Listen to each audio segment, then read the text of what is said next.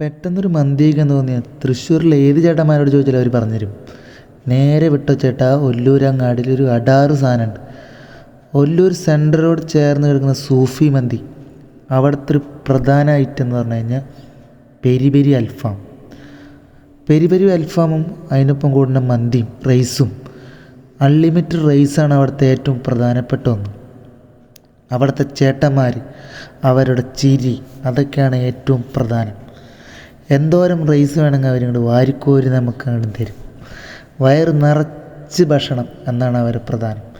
പൊല്ലൂർ വഴി പോവാന്ന് വെച്ച് കഴിഞ്ഞാൽ നമ്മുടെ സൂഫി മന്തി കയറി നമ്മുടെ പെരി പെരി ചിക്കനും അവിടുത്തെ ബീഫ് മന്തിയും അൽഫാം മന്തിയൊക്കെ കഴിക്കണം. ഏറ്റവും സൂപ്പറാണ്.